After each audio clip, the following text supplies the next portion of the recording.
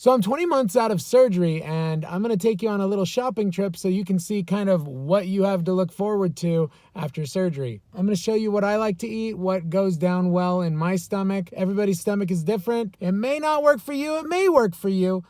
All right, so the first thing that I always have to remind myself is don't stop at the bakery section. Don't even look that way because you can't have any of it anyways. So I immediately go over to the eggs. I get myself some of those cage-free eggs. They taste a little better. Then I go over to the cheese. I go for that part skim mozzarella cheese. I make sure not to get any of that orange cheese because that's got a lot of fat in it and oil and it's just not good for me. Then I make sure to hit up the Greek yogurt section. There's a whole bunch of Greek yogurts, but one of my favorites, honestly, is that Greek Gods, but it's not very good for you at all, but it tastes so good.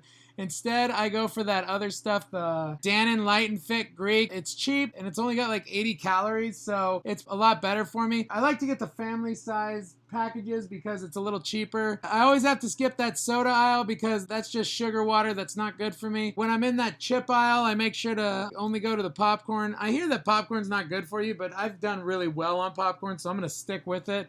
I also get those pork rinds. The pork rinds are really good. My favorite late night snack is the Great Value light butter popcorn. Of course, the day that I decided to video was the day that they were completely out of it. I'm not gonna get that regular butter one. There's too much butter in it. A great snack are these beef sticks. These little shorties are really good, and the turkey ones are good too. They kind of taste like pepperonis. I also like to make sure that I have those Cliff bars and other protein bars because it's really nice to be able to just have some food on the go and then get moving with the rest of your day. Another thing that a lot of people like that are going for that excessive protein is they love to have the nuts. But I'll tell you right now, I'm allergic to nuts, so I can't have them. So I'm going to skip this one. Pasta used to be a staple in our household. Now we just have to pass that right on by. We used to love the baking goods like frosting. But now we've replaced that with raisins. They're good and they're sweet, especially in things like yogurt. I like to go to the spices section too. That really helps out with the food. And also, I love hot sauce. It's so good and it adds so much flavor to the food.